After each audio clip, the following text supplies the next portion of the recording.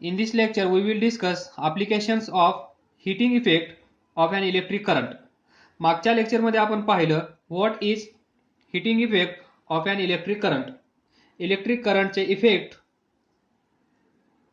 That is heating effect काय आहे तो आपण पाहिला.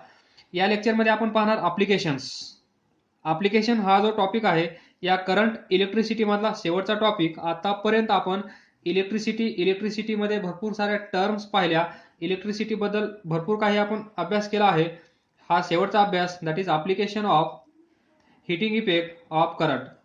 ज्यावेळेस करंट कंडक्टरमधून फ्लो होतो त्यावेळेस त्या करंटमुळे तिथे हीट जनरेट केली जाते आणि त्या हीटचा वापर आपण कशा पद्धतीने करतो हे आपण याच्यामध्ये लर्न करणार. त्यालाच आपण म्हणतो applications of heating effect of an electric current. तर पहा त्यापैकी एक first I will list the examples. Electric iron, electric kettle, electric toaster, electric oven, room heater, water heater, then electric bulb, then fuse. Electric iron सर्वांना माहीत आहे. Electric fuse सर्वांना माहीत असेलच, आपल्या घरी असतो. त्याच्याशिवाय आपले जे इलेक्ट्रिकल अप्लायन्स आहेत ते सेफ राहणार नाहीत. अदरवाईज प्रत्येक महिन्याला एक खरेदी करावं लागेल. तर पहा पहिला आहे heating effect of current is utilized in the working of electrical heating appliances such as electric iron,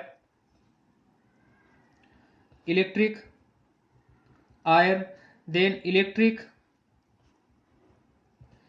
kettle, then electric toaster,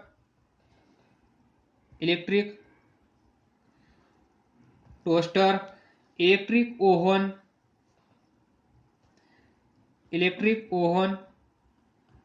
room heater,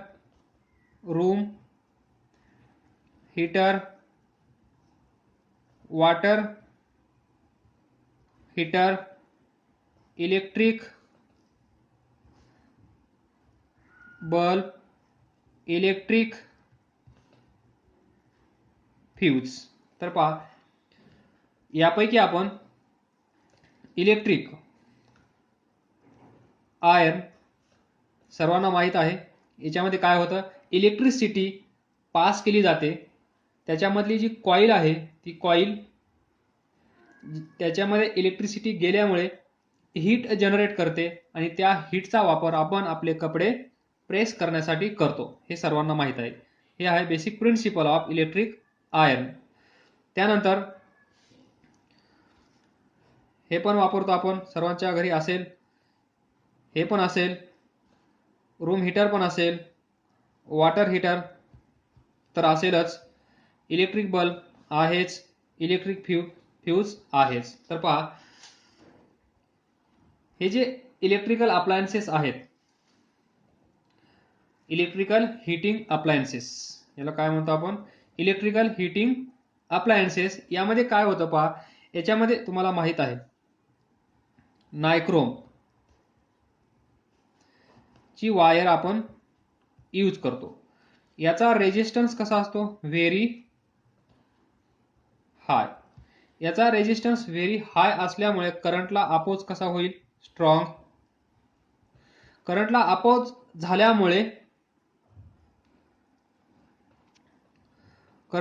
झाल्यामुळे तिथे काय तयार होईल, हीट. आणि या हीटचा वापर आपण वेगवेगळ्या पद्धतीने करत असतो. तर नेक्स्ट एक्झाम्पल आहे, आणि ज्यावेळेस पहा Wien it becomes red hot त्यावेळेस याचं टेम्परेचर 900 डिग्री सेल्सिअस असतं. हे जे आपण इलेक्ट्रिकल अप्लायन्सेस आहेत याच्यामध्ये जी ही वायर आहे त्याचं टेम्परेचर एवढं वाढतं की त्यावेळेस ते 900 डिग्री सेल्सिअस असतं. आणि त्यावेळेस ते आपल्याला रेड हॉट म्हणजे लाल कलर सारखं दिसतं. म्हणजे एवढी हीट त्याच्यामध्ये जनरेट होत असते. तर पहा नेक्स्ट इलेक्ट्रिक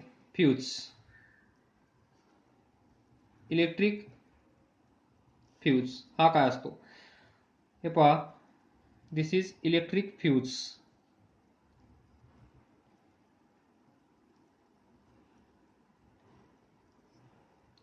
ही ते असते मेटल कॅप, पाहिला असेल तुम्ही मेटल कॅप. या साईडला पण एक metal cap,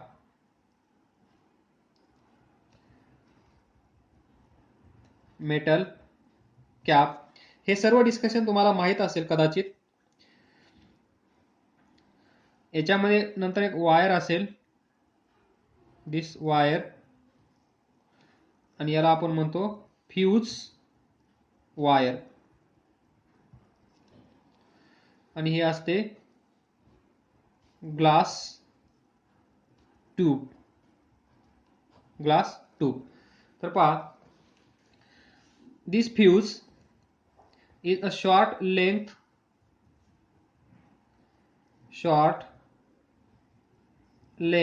of thin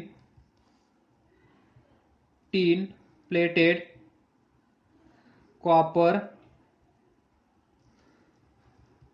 wire. याचं बेसिक प्रिन्सिपल पहा. हे आपल्या घरामध्ये अटॅच केलेलं असतं. जिथे मेन स्विच असेल तिथे पहा रेड कलर, तिथे छोटीशी ट्यूब म्हणू शकतो याला, ट्यूब लाईक स्ट्रक्चर असतं, ग्लास ट्यूब पहा. तर ही याच्यात यूज केलेली वायर फ्यूज वायर, आणि आपल्या घरामध्ये जे पूर्ण सर्किट कंप्लीट करण्यासाठी यूज केलेली वायर ती असते कॉपर वायर, आणि ही fuse wire.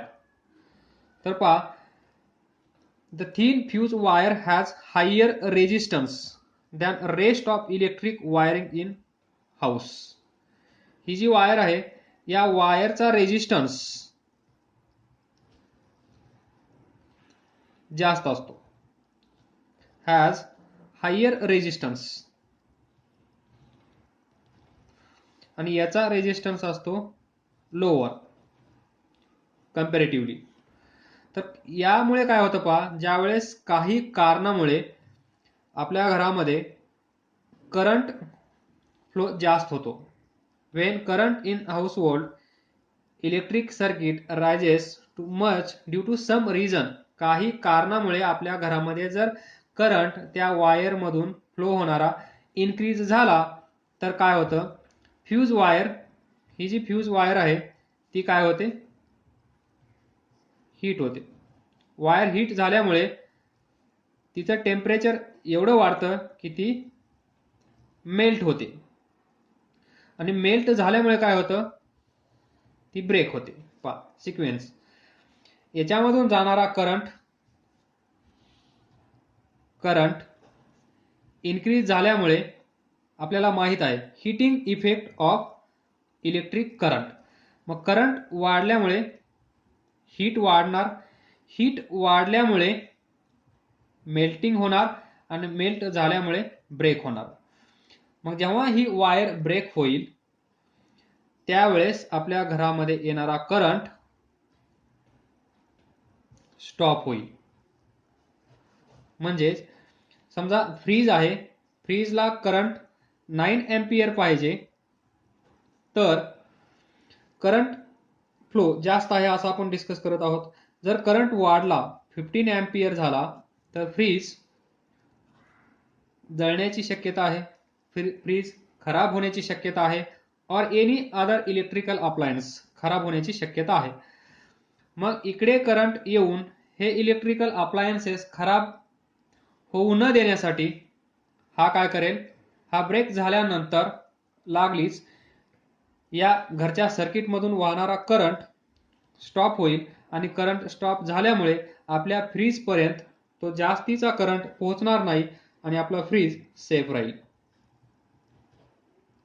This is working principle of this और benefit of using this electric fuse at our home. तर काय होईल, म्हणजे सेफ्टीसाठी आपण याचा यूज करतो. पुन्हा घरामध्ये आग लागण्याची, शॉर्ट सर्किट होऊन करंट इन्क्रीज झाल्यामुळे आग लागण्याची शक्यता असते, त्याच्यापासून आपला बचाव होऊ शकतो. और एनी अदर अनवॉन्टेड जे घडायला नको आहे ते घडण्यापासून वाचवणारा म्हणजे electric fuse.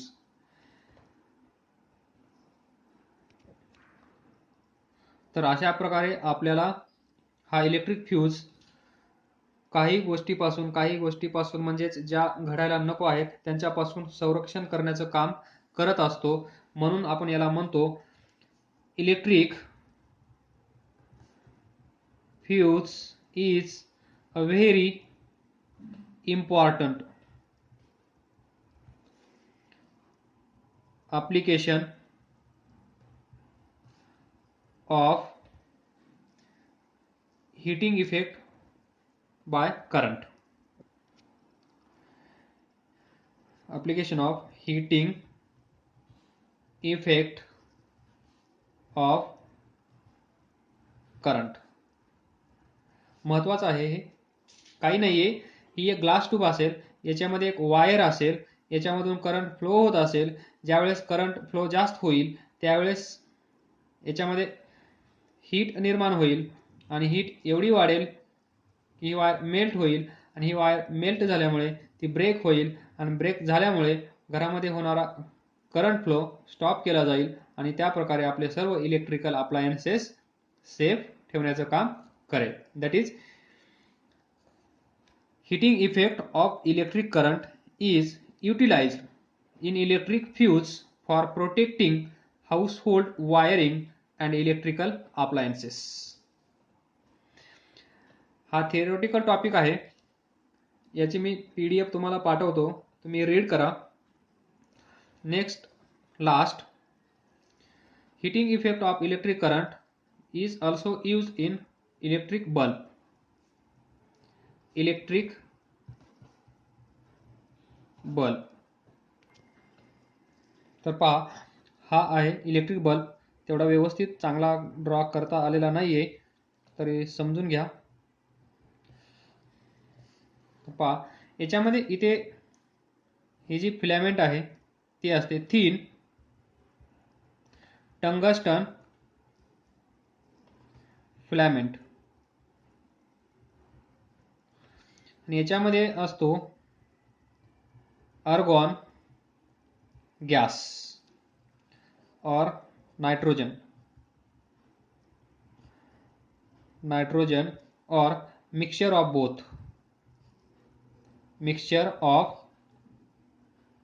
Argon and nitrogen. त्यानंतर हा असेल ग्लास बल्ब. पहा, याच्यामध्ये काय होतं माहित आहे, इलेक्ट्रिक करंट येईल, फ्लो होईल, त्यामुळे हा फिलामेंट हीट होईल. हीट झाल्यामुळे इथे पहा, जी इलेक्ट्रिक करंटमुळे इथे हीट तयार होत आहे, म्हणजे इथे जे हीटिंग इफेक्ट आहे, हीटिंग इफेक्ट एक आहे हीट तयार होते, दुसरा आहे लाईट आपल्याला भेटते. हीटिंग इफेक्ट मुळे इथे दोन फायदे होतात, इथे हीट पण तयार होते आणि लाईट पण आपल्याला भेटत आहे, पण हीटचा काही फायदा नाहीये. आता बेसिक प्रिन्सिपल तुम्हाला समजला असेल. इथं करंट येत असेल, करंटमुळे हीट तयार होत असेल आणि त्यामुळे आपल्याला लाईट भेटत असेल, बस एवढंच. तर थोड्या 2-3 गोष्टी आहेत त्या आपण डिस्कस करूया. ही जी टंगस्टन फिलामेंट आहे ही वापरण्याचं कारण काय? तर कारण असं आहे, it has very high melting point. It has high melting point. ही जी वायर आहे, सॉरी, ही जी फिलामेंट आहे, तार असेल, या तारचा मेल्टिंग पॉइंट कसा आहे? Very high, has very high melting point. म्हणजे इथून करंट फ्लो ज्यावेळेस होईल, हीट तयार होईल, हीटमुळे आपण पाहिलं इलेक्ट्रिक फ्यूजमध्ये तो ब्रेक होणार आणि मग आपले इलेक्ट्रिकल अप्लायन्सेस डॅमेज होण्यापासून वाचवणार. पण इथे हा ब्रेक करायचा नाहीये, हा इथे ब्रेक करायचा नाहीये. त्यामुळे ही जी तार आहे त्या तारेचा resistance it has very high melting point and due to resistance it get heated आणि त्यामुळे आपल्याला भेटते लाईट. तर याचा मेल्टिंग पॉइंट जास्त असल्यामुळे हे मेल्ट होणार नाही आणि मेल्ट न झाल्यामुळे हे लवकर ब्रेक होणार नाही, त्यामुळे हा लॉंग लाईफ याची असेल, खूप दिवस हा चालेल. आणि ज्यावेळेस हा हीट होतो त्यावेळेस पहा हे जे मटेरियल आहे टंगस्टन याचा मेल्टिंग पॉइंट आहे 3380 डिग्री सेल्सिअस. आणि ज्यावेळेस हा आपल्याला लाईट देतो त्यावेळेस याचं टेम्परेचर असतं 2500 डिग्री सेल्सिअस, जवळपास 3380 डिग्री सेल्सिअस हा आहे melting point of this filament, tungsten filament. आणि ज्यावेळेस आपल्याला लाईट भेटत आहे त्यावेळेस या फिलामेंटचं टेम्परेचर आहे 2500 डिग्री सेल्सिअस आणि त्यामुळेच तो आपल्याला लाईट एमिट्स करत असतो एवढ्या टेम्परेचरमुळे. आणि हे दिसताना कसं दिसतात आजचे बल्ब, व्हाईट हॉट, पूर्ण पहा तुम्ही एवढा हॉट झालेला असेल की तो आपल्याला व्हाईट दिसतो पूर्ण बल्ब. म्हणजेच Wien tungsten filament of electric bulb becomes white hot and then it glows, त्यावेळेस काय होते प्रकाश देते to emit light, then its temperature is about this. next हा ग्लास बल्ब, ही वायर तार याच्यामध्ये भरलेला असेल आर्गॉन आणि नायट्रोजनचं मिक्सचर किंवा आयदर आर्गॉन और नायट्रोजन. तर याचं कारण पहा, बाकी जास्त डिस्कस करण्याची गरज नाहीये. हे ॲप्लिकेशन्स आहेत, तुम्हाला फक्त लिहायचे आहेत त्यांची नावं. तर पहा electric bulb is filled with chemically unreactive gas like argon और नायट्रोजन और मिक्सचर ऑफ बोथ. तर याचं कारण काय असेल, इथे जी हीट तयार होत असेल पहा याच्यात जर एअर असती तर काय झालं असतं, एअर जर याच्यामध्ये एअर प्रेझेंट असती तर इथं केमिकल रिॲक्शन झाली असती आणि त्यामुळे या बल्बची लाईफ कमी झाली असती. या बल्बची लाईफ वाढवण्यासाठी आपण आर्गॉन आणि नायट्रोजन किंवा या दोघांचं मिक्सचरमध्ये भरतो, जे की केमिकली कसं आहे, केमिकली अनरिएक्टिव्ह, हे इथे रिॲक्शन करणार नाही, ते डॅमेज करणार नाही, त्यामुळे आपण हे मिक्सचर इथे वापरत असतो. लास्ट बट नॉट लिस्ट पहा हा आर्गॉन आणि नायट्रोजन याच्यामध्ये यूज करण्याचं कारण समजलं का. जर इथे हे नसतील, एअर असेल तर काय होतं, केमिकल रिॲक्शन होईल, हा हॉट टंगस्टन फिलामेंट आणि तो लवकर बर्न होईल in the presence of oxygen. Air म्हणजे O2, यामुळे ते लवकर निकामी होईल, हा बल्ब लवकर फेकून द्यावा लागेल.